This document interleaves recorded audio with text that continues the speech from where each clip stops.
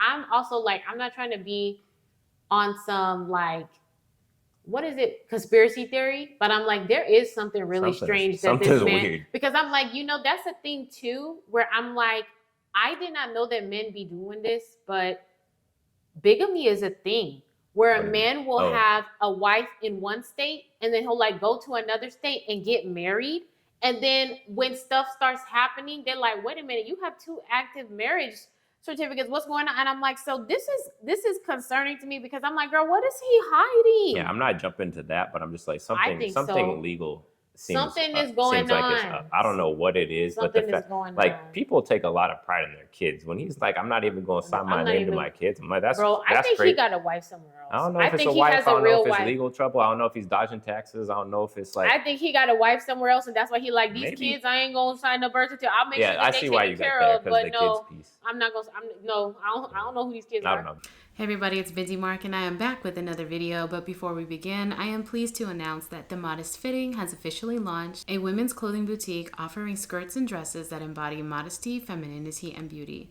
To learn more about dresses like this one and others available for purchase, head over to themodestfitting.com. But without further ado, let's begin. Hey, I'm Busy Mark and we are back with another Please Advise, and I'm joined by my husband, Cam. Hey. I'm going to start by reading the letter that was sent in, and then we'll give our commentary. It says, I am married to honestly a really good man. We did have a ceremony exchanging vows with close family in attendance. We then, like the original way before corporate marriage contracts, signed the certificate in front of the old Bible along with the signatures of our witnesses. This was understood we were honoring God first by doing the ceremony, but plan to do the corporate certificate later, the next year, with all family and friends in attendance. Long story short, he has changed his mind about doing the latter half. We both agreed to these steps, but now he says he has always been uneasy about connecting his name with others. To justify, he points out why he never even signed his name to his only sons he raised alone. Birth certificate either. We did attempt to go down and get the licensing, but did not complete it because he really felt like he was doing something that was totally against his stance. So I declared I didn't want it either because it seemed like it would be forced. I feel embarrassed. I feel dishonored. I feel rejected. Although I try so hard to be loving and respect him, I must admit I feel a level of resentment towards him. I sometimes get aggravated when he says, my wife. I left my job with the understanding that when we get corporated, I will be under his insurance. So I went a whole year uncovered because of the mentioned. I felt like he wasn't covering me as a wife. Everything we do is separate accounts. He does, however, take care of me. The only bills I pay are phone bills and groceries. He is loving and attentive and an old school gentleman in everything else. It's just this big one thing that is a thorn in my side. I feel like a concubine and not a wife. I can't help but feel rejected, not being worthy enough for the latter. I made a vow to the Lord for better or for worse. I pray every day, Ezekiel 11, for the Lord to help my heart not be a heart of stone, but of flesh. If I am wrong, I know you will be honest and say so. How would you feel? Am I overreacting?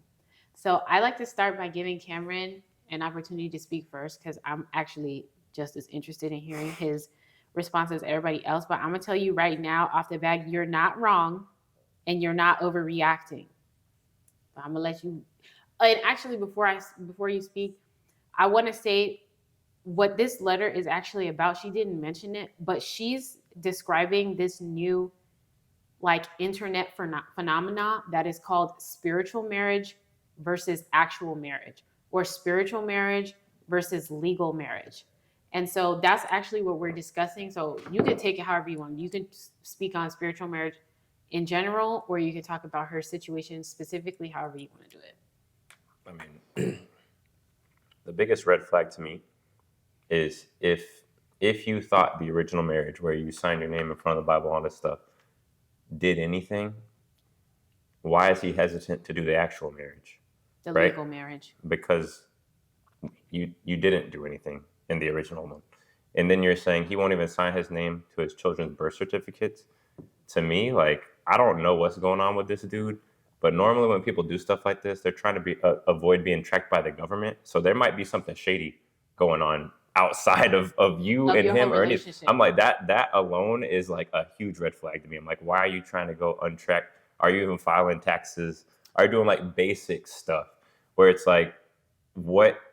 There's something that's causing you to try to be outside of the legal system, right? So that's my first take. And I was like, because it's one thing to be like, oh, spiritual marriage, but it's like, you're not even signing your kids' birth certificates. Are you filing your taxes? Do you have a driver's license? Like, these things start coming up. Do you have citizenship? Yeah, like, can you even protect me if I was married to you? Right. You know what I'm saying? It's like, there's a lot of new questions now from me, and that's first and foremost. But let's move to like the actual marriage thing and him like avoiding that. To me, you're not married.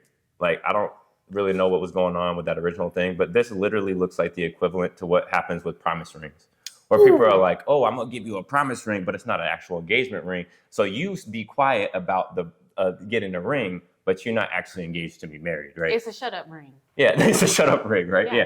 It's like, I'm sick of hearing you talk about engagement, and this feels like I'm sick of hearing you talking about a wedding. Marriage. Yeah, exactly. So like, to me, he knows that this is not an actual wedding and an actual marriage, which is why he was okay doing it when he's avoiding everything else legally, right? So like, I wouldn't say like you're in a marriage yet. And I think one of the real issues is like, yes, we could say like, oh, God ordains a marriage, but there is a legal thing as well with it, where it's like, hey, you're even saying yourself that you're not covered insurance wise, you're not covered taxes wise. I just brought that up. You can't file as like married. Husband and wife jointly. Yeah, which a lot of tax breaks come with that, things of that nature.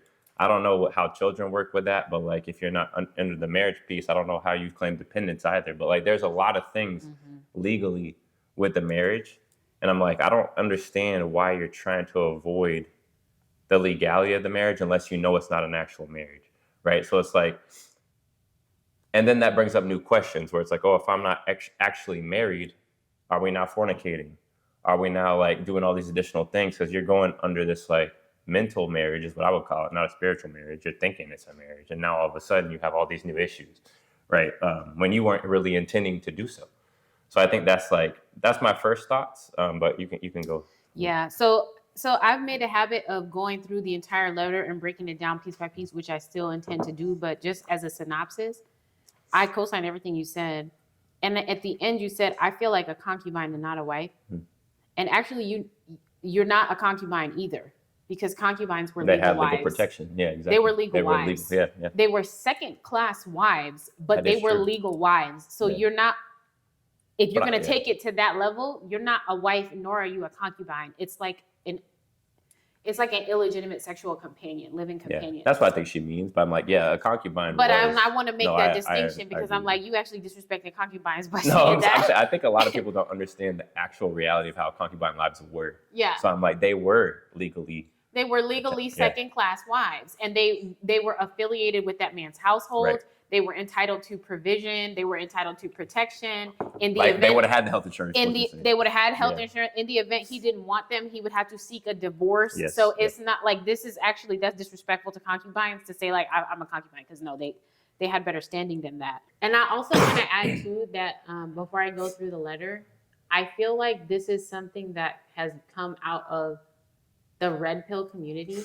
And I don't follow their content, so I really am just speaking from a peripheral standpoint because I do not consume their content. What is that? But red pill is essentially like disgruntled men who are very angry with women, and the content they produce is oftentimes just like rallying together to talk about how mad they are and how much they don't trust women. And they coach each other on how to like manipulate and finesse women. And one of the things that they preach is not getting married. They're like, and they're not saying it in the spiritual sense. They're saying it like, do not get legally married to a woman because that's how she is entitled to your assets in the event that the marriage breaks down. So what I think people who have one foot in the red pill community and one foot in Christianity do is they make this spiritual marriage where they can avoid the legal marriage, but then be like, we're married.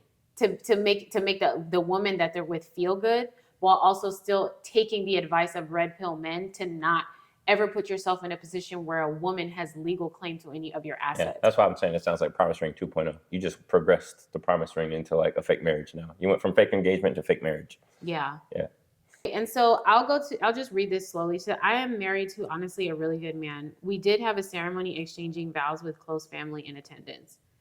We then, like the original way before corporate marriage contracts, signed a certificate. I think that it's really interesting that she says we then, and then in parentheses, like the original way before corporate marriage. It sounds like she's trying to convince us and herself, like it's real, it's real, Yeah, it's it's like real. he And told I'm her like, that, and now she's yeah, that's and what it it's, feels like to me too. and I'm like, if it's authentic, you don't have to do all of this explaining. Things that require a bunch of explanation usually is because there's some sort of dishonesty happening. Even if you go back to original marriages in the Bible, there's a betrothal process, and there was a binding between and that was the two, legally, and it was legally binding. yeah. So I'm like, this is not that. So I'm like, I don't know what we're talking about. I don't know where that precedent comes from, because even back then, there was no separation between the spiritual and legal. No, it was the same. What was a real in heaven was real on earth. Yeah, it's as God well. invented marriage, and now we're making it legal on the earth Yeah. to have the sanctity of what God said. Right. Like, it's very simple. It's very real. Yeah. So this notion of like, oh, it's before. No, they had legal contracts as well, and breaking it was very serious, a legal matter, in fact. Yeah, think about Joseph when he heard that Mary was pregnant. He goes to lengths to explain how he was about to legally divorce her, but in a betrothal. They weren't even like They weren't even married yet. Yeah. And there was like, and he was trying to do it silently, so she wasn't publicly shamed. Yeah. Right. So I'm like, that alone shows you like this is not accurate. Like even me, like him explaining that, I don't know the exact process of a divorce, but obviously he was going to have to go to somebody and explain something, which is why he didn't want to do it publicly, because then she'd be shamed and whatnot. So I'm like, this is not, whatever this is not the biblical standard of marriage. You know? So she says, we then, like the original way before corporate marriage contracts, signed the certificate in front of the old Bible along with signatures of our witnesses. This was understood. We were honoring God first by doing the ceremony, but planned to do the corporate certificate later the next year. And I'm like, just as you mentioned earlier, the fact that they were like, we were going to do this first, but then follow up shows that even they understand, okay, this isn't like completely done. Yeah, that's why we need to. Right. I'll explain something like it's personal to us, but it's like significant to this. Joyce and I got married at a courthouse. So we had a bunch of issues around like a marriage ceremony. And it was the opposite for us. We were very much like, oh, we're going to do a ceremony for our friends and family, but like we need to get married. And part of that marriage ceremony, even when you do it, is you're going to get someone from the court to come down and make sure you have the documents to sign, and they get processed by the court. So whenever some things fell through with our marriage ceremony, we just went to the courthouse and did the legal part. And then we're like, oh, we're actually married, because that's what binds you. The fact that you're breaking this apart into another thing, saying, oh, we're going to get this signed later, you know you're not married. You know that. Yeah. So, or else you wouldn't even be thinking like, oh, we have to go do that. Yeah. That's why I'm like, you're not married. So the first sentence to me, like as harsh as it may sound, is not accurate. You're not married to an honestly good man. You're first, you're not married. And second, he's conniving. So I'm like, he's actually misguiding you to think you're married. And now I'm questioning, is he really a good man? Does he have another wife somewhere else? I don't know what's going on, but something looks weird. And that's all I'm getting at. And I'm like, there's a little bit of a cognitive dissonance. Yeah, there's a shade of like, it feels like I can sense that this woman is being lied to by this man by how she phrased the first couple of sentences. And I'm like, it's not necessarily your fault. But at the same time, you got to start looking at things a little bit more critically and be like, okay, why are we not signing any marriage certificate? Yes. Why won't he sign his name on his own children's birth certificate? That's really wild. I've never heard that in my life. Like, why can I not get health insurance? Because now you might even have a thing just around the health insurance. Because if he's not okay signing his name on documents, you can't even really get health insurance. So I'm like, there's a whole bunch of just like open questions that if I'm coming under somebody's provision and I really need to be provided for that person, they need to have like a character that allows me to get what I need to get. Yeah. So I'm like, if I went to a company, like I work for a company, I go to the company, they go, oh, we're not comfortable signing our name on stuff. I'm not expecting to get health insurance for them. I'm not going to that company. I'm like, y'all are. You wouldn't even consider yourself employed if they were not willing to sign an employment contract. Right, but I wouldn't, and then I wouldn't consider that company. Right. You know what I'm saying? Yeah, so I'm like, shady. So that's why I'm arguing the really good man piece, because I'm like, I can't even consider that a really good company if they won't sign me a check or a contract that says I'm going to get a check every 2 weeks, or that I'm even an employee, or that I'm employed because now all of a sudden when I go back and say, hey, I haven't received my checks and I No want to take them to court, documentation. oh, you were never an employee. You know what I'm Yes. saying? So like Yeah. I'm just trying to equate it to something else so you can see what I'm getting at. You said, long story short, he has changed his mind about doing the legal aspect. And I think that that's worth pointing out too, that he changed his mind. He didn't change This, it. and that's why I circled it. He didn't change his mind. This was the plan from the very beginning. That's why there's two parts. Right. It was the plan from the very beginning. He was going to promise you all of these things to get you in the door. But once you were in the door, then he like, oh, I don't know. I'm like, this is standard. Standard deceiver behavior. Like, this is what deceivers do to get people to do stuff that's actually not in their best interest. Yeah. She goes on to say, we both agreed to these steps, but now he says he has always been uneasy about connecting his name to others. So he's always been like this. He's always felt this way, but failed to bring that to your attention. And not only did he fail to bring it to your attention, he led you to believe the exact opposite of his standing. That's a lie. That's deceiver behavior. That's all. I mean, I don't got nothing to say. To justify, he points out why he never even signed his name to his only sons. He raised alone birth certificate either. What's the justification for that? Yeah, like, what's the reason? Yeah, that's wild to me. Like, I still don't get that. We did attempt to go down and get the licensing, but did not complete it. You didn't really attempt. Again, this is the same thing where he's giving an appearance of good faith with no real intention of following through, as evidenced by his behavior. Whenever someone's words and their actions don't align, that lets you know there's at the very least something fishy going on, and at worst just full-blown deception. And you know to believe their actions and not their words. So he's actually being very consistent in saying one thing but doing another. These two sentences don't add up, by the way. It says, oh, he's not okay signing his name over, blah, blah. And then the next thing you say, we attempted to get a license. The only thing you can do when you're getting a marriage license is sign your name next to the other person's.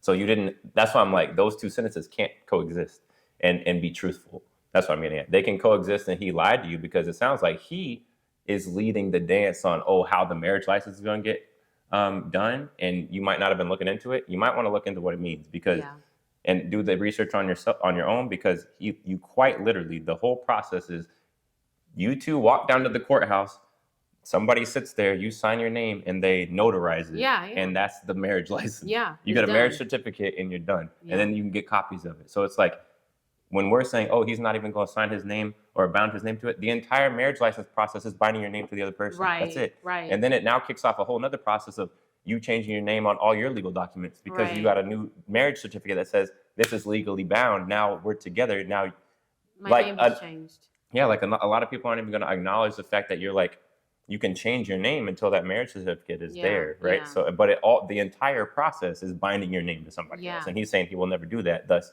you can't get a marriage license. But then acting like he gonna go the to fact the that you're office. saying, we went to get a marriage license, that's not like the No, process. you didn't. You didn't. Yeah, exactly. That's all I'm getting. And it's not. go. It might not be your fault. You might just be blindly trusting that he's trying to do this. He's not trying to do this.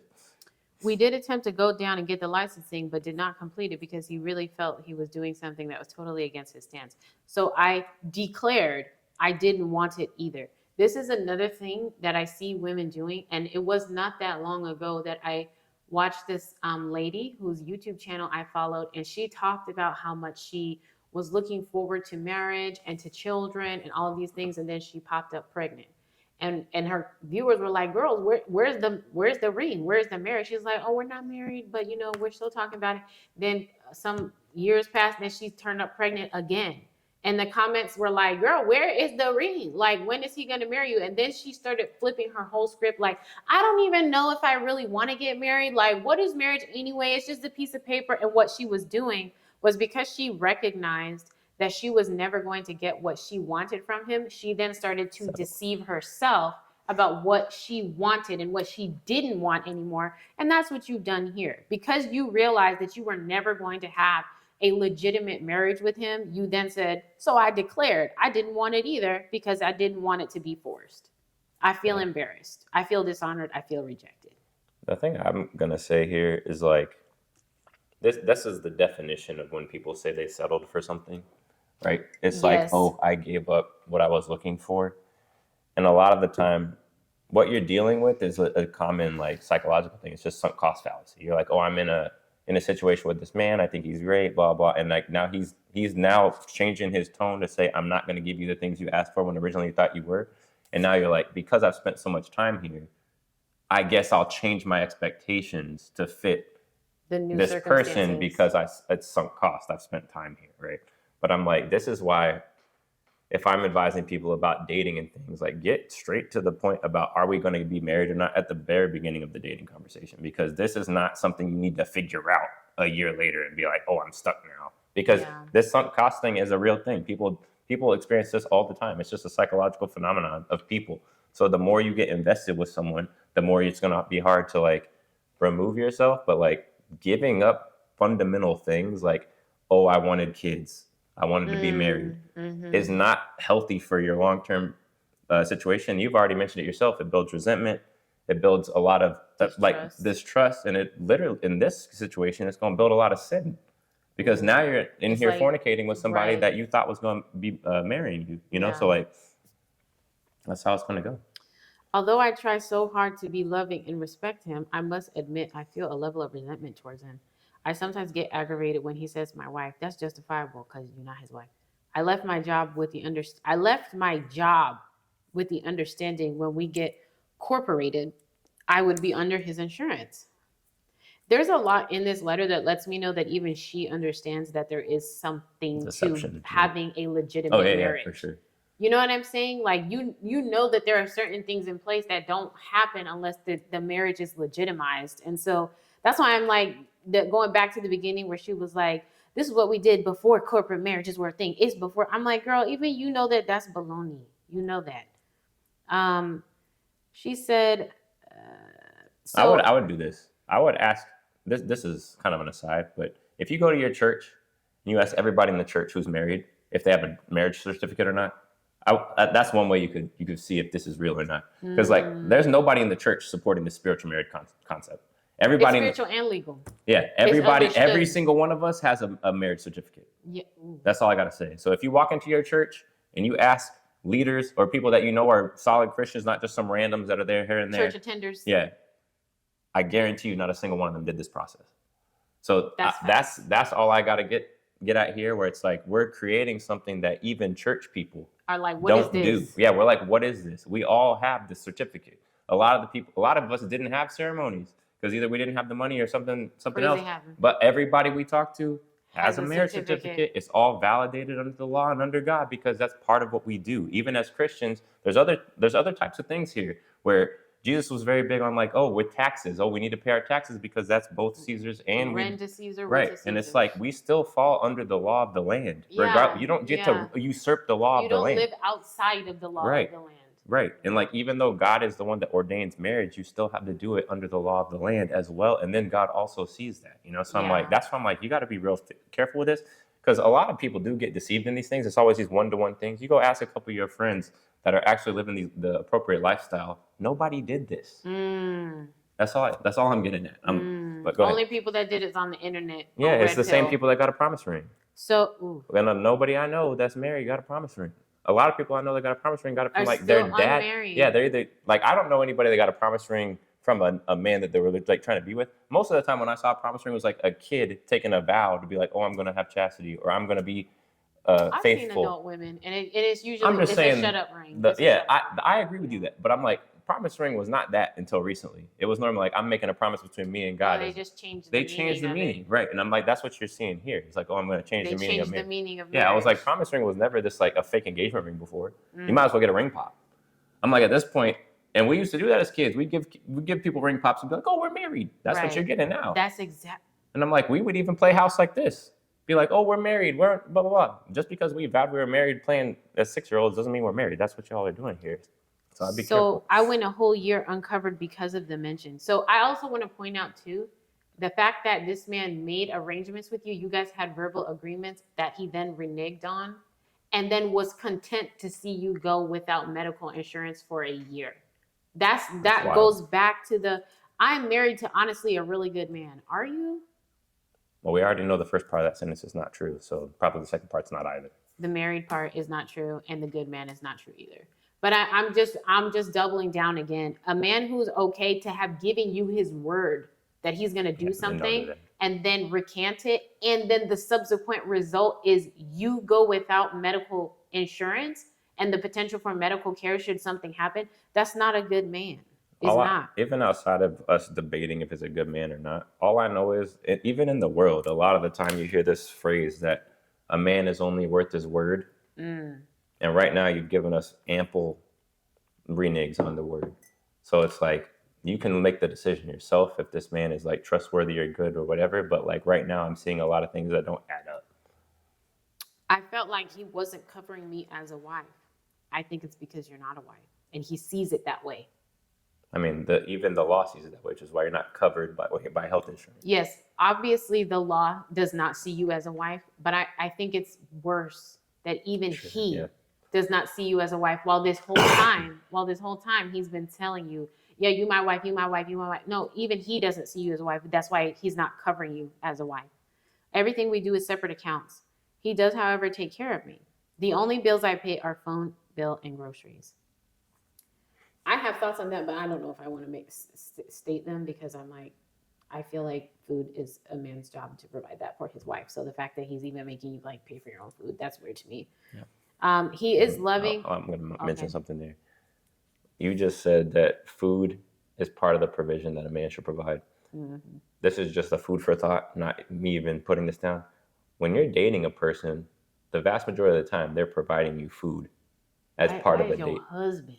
So all I'm getting at is like normally dating is a process to step you towards marriage. And the precursor we typically do is we take you out to dinner, we provide for you, and we say, don't worry about nothing, right? And only recently has this culture been like, oh, we're going to split it, we're going to do this.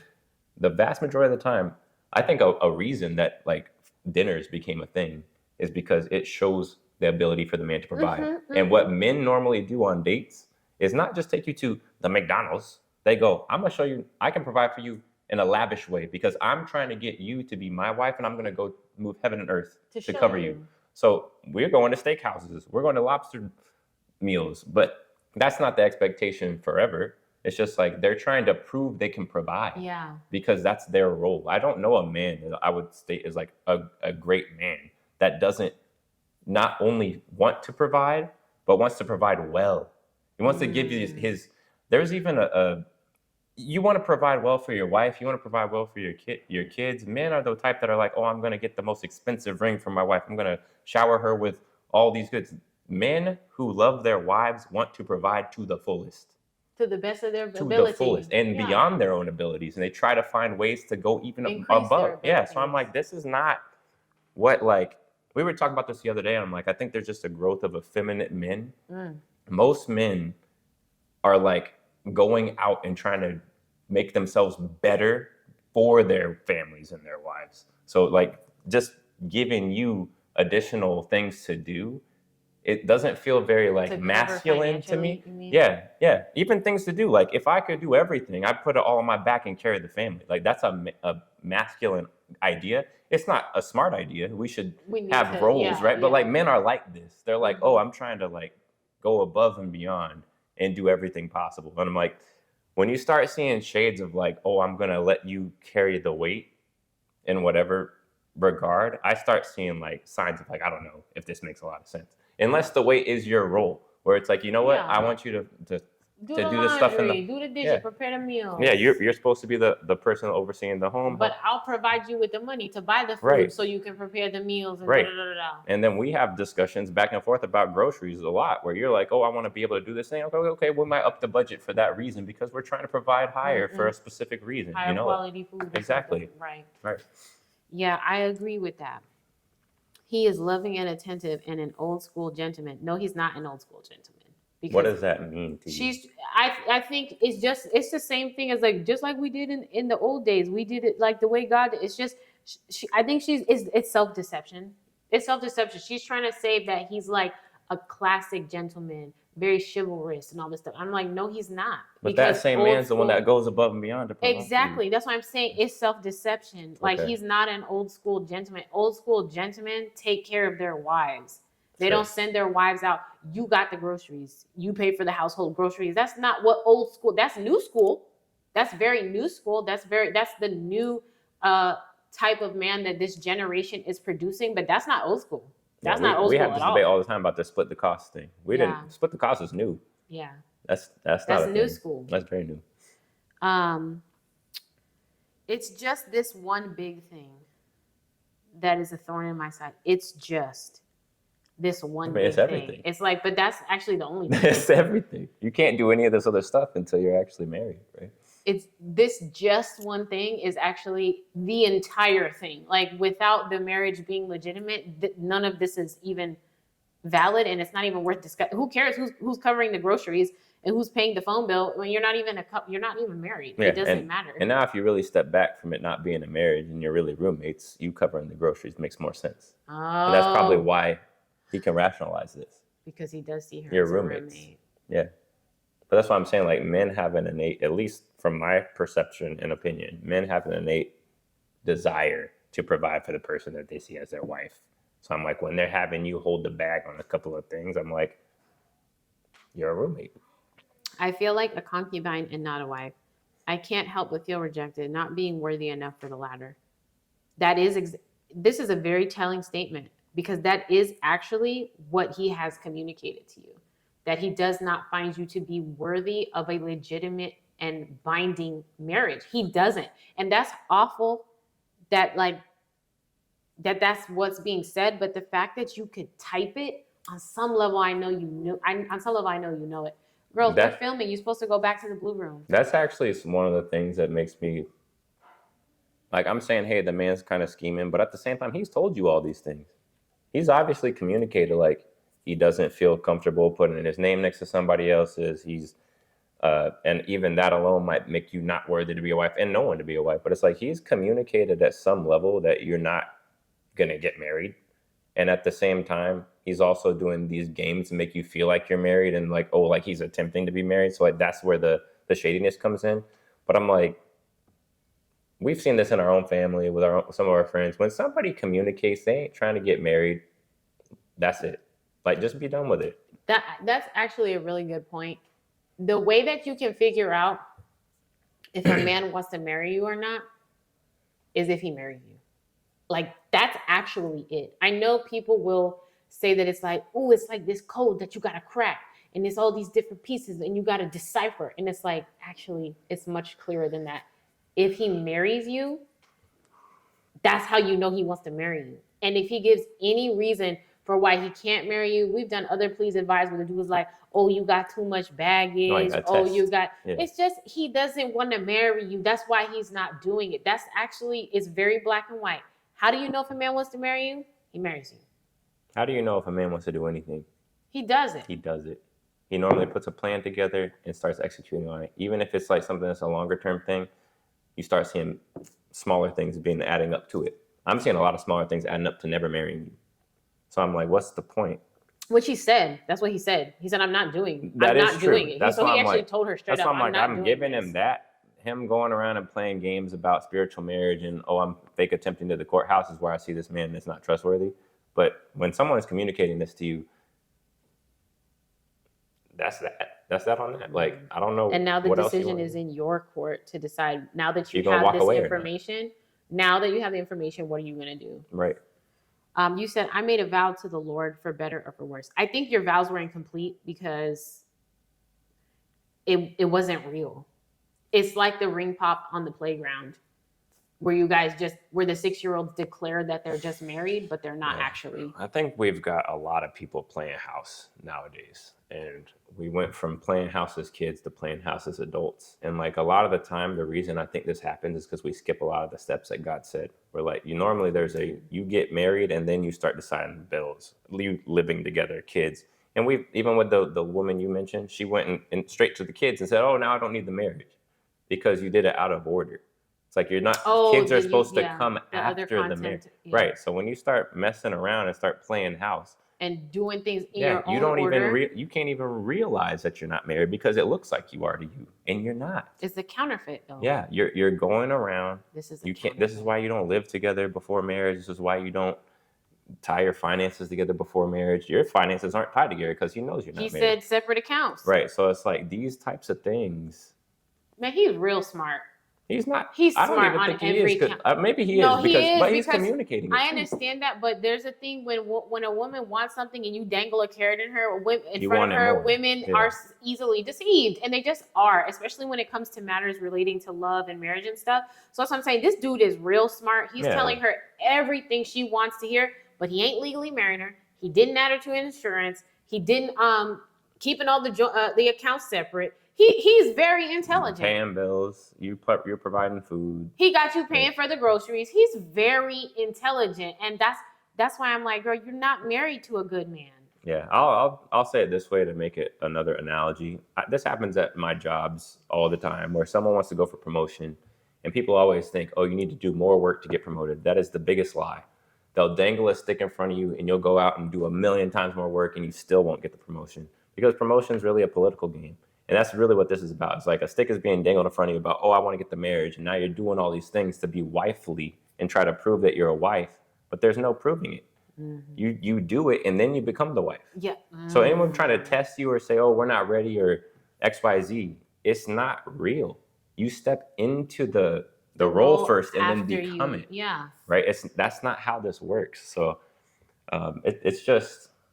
There's a lot of analogs and analogies that you can do in life, but it's like, this is not how any of this stuff works. It's just like the promotion thing. You step into the next level and then you do it. It's not, oh, we need to see you do the next level. We need you to do the next level and then we might pay you or not. Yeah. Ooh, that's awful. Yeah, because then you're already doing it. And then they're like, and they learn that you will take the lower money so they don't even have to give you the promotion. And then no one gets promoted. That's exactly how it works. You have to actually stonewall and say, I'm not doing this stuff until I get the promotion. Exactly. And nobody figures that out until it's too late. So it's the same idea here. It's like, actually, no, you need to hold the line and say, I don't do these things until I'm married. I'm not having sex. I'm not moving in. I'm not paying your bills. The groceries. That all. We're not doing any of this until we're not together. You know what? If you know what might have been helpful for you is if he wanted to do this whole like, oh, it's spiritual. You could be like, okay, we'll do that. We'll do the spiritual marriage, and I will wait until we have the legal marriage certificate before moving in, before joining it. Before acting like, oh, I'm gonna pay the that would have been the intelligent thing, because you would have known then he had no intention of doing it. But because he could get wife performance out of you without actually making you a wife, he was like, oh yeah, we ain't going out to the courthouse. We good. I think the biggest thing is, even before this, seek wise counsel. If you're in the church, just ask them about marriage. Yes. They wouldn't have led you down this path. They wouldn't have let you do this. Yeah. I mean, well, maybe they would have, but they would have been like, oh yeah, we don't have no practice of this in our churches, so do you, but we don't have this practice, you know? In the end, she says, I pray every day, Ezekiel 11, for the Lord to help my heart not to be a heart of stone, but of flesh. If I am wrong, I know you will be honest and say so. How would you feel? Am I overacting? You're not wrong. I think that both of us are being honest in that, if anything, what you're wrong for is being deceived. But you're not wrong for being like, hey, the math is not mathing. Something is not adding up here. Like you're correct in that assessment. It really is off, and there is something wrong. And I'm also like, I'm not trying to be on some like, what is it, conspiracy theory? But I'm like, there is something really strange that this man, weird. Because I'm like, you know, that's a thing too, where I'm like, I did not know that men be doing this, but bigamy is a thing where a man will have a wife in one state and then he'll like go to another state and get married. And then when stuff starts happening, they're like, wait a minute, you have 2 active marriage certificates. What's going on? And I'm like, so this is concerning to me, because I'm like, girl, what is he hiding? Yeah, I'm not jumping to that, but I'm just like, something legal. Something is going on. Like I don't know what it is, something but the fact, going like on. People take a lot of pride in their kids. When he's like, I'm not even going to sign my name to my kids. I'm like, that's bro. I think he got a wife somewhere else. I don't know if it's a wife. I don't know if it's legal trouble. I don't know if he's dodging taxes. I don't know if it's like. I think he got a wife somewhere else, and that's why he like these kids. I ain't gonna sign no birth certificate. I'll make sure that they taken care of. But no, I'm not gonna. I don't know who these kids are. I don't know. This this particular scenario is wild, but I'm like, in the generality is like spiritual marriage. You need both. You need the spiritual marriage and the legal one. And the legal marriage binds you. The only time I have heard men support this is when they've been on that red pill stuff. And they're like... Here's my question. No, hold on. Okay. When they've been on that red pill stuff and they're like trying to get the benefits of being a husband without actually having to be a husband in the event the marriage goes south, they don't want to have to take care of the wife and the children in any way, because there's no... But also... I see women sometimes supporting this arrangement, but I've noticed it's only women who are in it.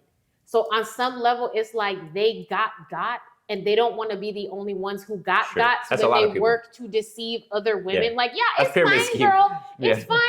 And it's like, no, it's just, she just recognized that she's been bamboozled and she doesn't want to be the only one. So she's working to bamboozle other women. So the question I was going to pose, just another food for thought, is who ordains the divorce if it goes south? So like in an actual marriage, I have to legally divorce you. And this is even in the Bible. Let's say adultery happens and I have to legally divorce you. It goes through a legal divorce process. Let's say something goes awry in this marriage. Who decides? Nothing. He just gonna up and leave. You're gonna Which was the do you plan do a from the spiritual beginning. divorce? That's what I'm saying. Like these things actually have. Yeah, well, let's think it through. Yeah, they have inner workings, and like the Bible talks a lot about divorce. And I told you about the story where divorce had to be talked about, and it's a legal thing. Everybody knew this. It was something you had to do with the church even, and to say, hey, we're about to have this divorce. Who ordains this? Who regulates the divorce? Who regulates it? You and him? That's what I'm saying. It ain't even about that. He would just up and leave. Like as soon as she did something he didn't like, or I don't know the answer. They would just say, he just said, we divorced now. Yeah, and he would just go, sure, and he maybe. would just be gone. I'm not even saying it to get to an answer. I'm just saying it to think of this through, because I'm like, if this is as legitimate as an actual legal marriage, there would be a equivalent to dissolving the marriage, and then it would also lead to an equivalent of how the assets and whatnot are split, which none of that is there. That's precisely because now you're defining it. No, I understand that's the point. No, I like how you walking it through. It's just think about it. It's so that he has an easy exit when he's ready to get out, which means to go. to get out. Right. Yeah, the whole thing is there's just, like the only word I could think of is shady. It just sounds shady. He's a con artist. It sounds so He's crazy. legit a con artist. Yeah. And he's like good at it. Like he's not that smart, but he's good. He's smart enough to know how to manipulate the psyche of a woman who's really wanting for marriage. And Sure. I'm like, unfortunately, that's a lot of dudes. But I'm gonna say that in general. Like when you are broadcasting that you want something so much, it makes you easy to manipulate. It normally does make you an easy target, and the people that come out first are the people that want to manipulate that. A lot of men that are like, hey, I'm actually trying to work through this, they see that too, and they're like, oh, I don't know if this person's ready for that or not, because like they're broadcasting it so much, right? So it's like, I'm not surprised by the situation. I don't even know if she's surprised by the situation. No, she's not. That's how she knows. But I'm like, she knows. The hard part here in advice is like, you have to sit down and really start understanding what it's going to take to legitimize the marriage or leave, right? And it's like, here's the thing to consider too. If I were you, I think what I would do is I would move out. And I would just be like, I'm always telling people to move out. I'm always telling people to move out. But I'm saying I would move out. Moving out's not as practical as No, it's practical. Because I would move out and I would tell him as soon as we legitimize the marriage, then I'll move right back in.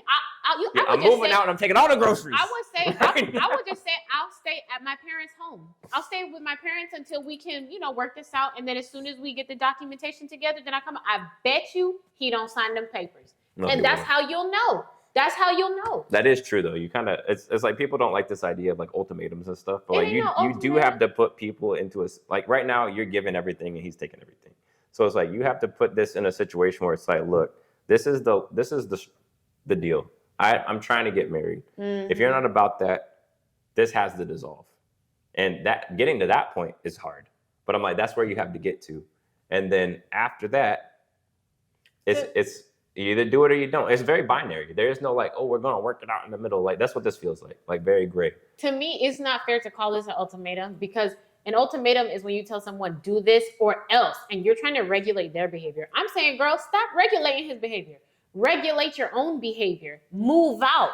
Go back to your parents' home and tell him, when you sign the thing, then I'll come back. That's you having self-control as opposed to having others control. I'm saying regulate yourself. That's why I don't think that it's fair to call this an ultimatum, because it's not about controlling his behavior. It's about controlling yours. You're not about to be in shacking, because this is what this is shacking up. It's shacking up 2.0. The men realized that shacking up has a bad reputation, so they went back to marketing and they rebranded. Now it's spiritual marriage. You're not trying to do no spiritual marriage, it's shacking up. So you go back to your father's house, to your mother's house, and you stay there until the marriage is legitimized. And then when it is, y'all can go back and you can keep paying the groceries if you want. Yeah, I mean, it is exactly that. It's like people are just, I say this all the time. People rebrand and rephrase and change language over and over and over again to make sure you're comfortable with something so that they can slip it in under you. Like, Satan is the father of lies, and that's what you're seeing here. Okay. Our battery is about to die, so we're gonna just say, sorry that you're in this situation. I hate that you have been deceived. I really do hate that. I hate that no one was like, girl, stop. Like, I wish someone would have pulled you aside and been like, I'm not sure about this, you know? But either way, there's still a way to deal with it. I do think you need to move out and let him know that, you know, as soon as it's legitimized, then you guys can move in together. And I have a 90% feeling he's not going to do it. And that's how you know what his intentions were. Right. And then, or he might surprise you and he will get it done and then problem solved, right? So there Solved you either go. way. Well, I mean, you still married to a comment, but like you know, at least you have that piece Yeah, done. now you have to figure out that Now, why you he's got not. to figure out why he running from the government. So ask for the tax forms from the law. Okay. But thank you guys for tuning in. I'm interested in hearing your comments in the comment section below. But as always, we will see you next time.